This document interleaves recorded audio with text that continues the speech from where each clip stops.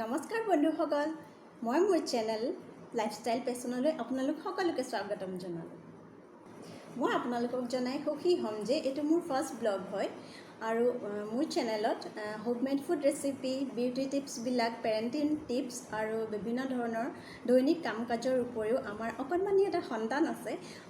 তাৰ নাম হ'ল মিডভিকৰ সৰু সৰু ভিডিঅ' আৰু আমাৰ ট্ৰেভেলিঙৰ, গাৰ্ডেনিঙৰ আৰু ক্ৰাফ্টৰ বিভিন্ন ধৰণৰ আইডিয়াছবিলাক শ্বেয়াৰ কৰিবলৈ আপোনালোকে ভিডিঅ'সমূহ চাই থাকিব। যিহেতু এইটো মোৰ নতুন চেনেল হয়, সেয়ে আপোনালোকে লাইক, কমেণ্ট আৰু শ্বেয়াৰ কৰিবলৈ নাপাহৰিব। লগতে মোৰ চেনেলটো ছাবস্ক্ৰাইব কৰি দিব আৰু বেল আইকনটো প্ৰেছ কৰিবলৈ নাপাহৰিব। Good morning everyone. এতিয়া পুৱা 7:30 বাজিল। মিডভিক আৰু মই হাত মুখ ধুই ৰেডি হৈ ল'লোঁ। অলপ পিছতে যিহেতু দেউতাক উঠিব, এই সময়খিনি আমি পুৱাৰ ৰ'দ লৈ স্কুললৈ যোৱা ল'ৰা ছোৱালীবোৰ চাই, চৰাই চিৰিকটি, জীৱ জন্তুবোৰ চাই আগফালে অলপ বহি লওঁ।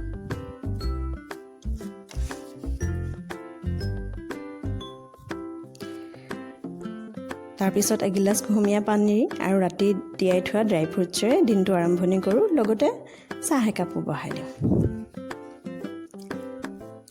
হাজবেণ্ড যিহেতু মুখ ধুই উঠি আহি চাহ খাই মিডভিকক ওচৰতে লৈ গৈ ফুৰাই আনে।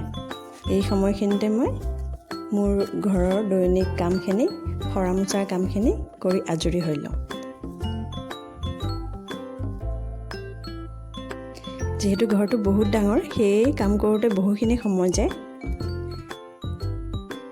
তাৰ পাছতে সাৰি মুচি আজৰি হৈ মেচিনত কাপোৰ সুমুৱাই গাটো ধুই আহিলোঁ। আহিয়ে থাপনাত চাকি বন্তি জ্বলাই দিনটো সুন্দৰ হ'বৰ বাবে ভগৱানক ধন্যবাদ জনালোঁ।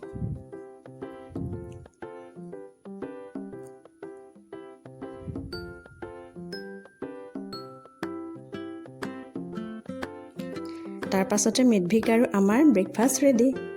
তিনিওজনে একেলগে ব্ৰেকফাষ্ট খাই হাজবেণ্ড ওলাই যায় আৰু আমি দুয়োটা ঘৰত খেলিবলৈ।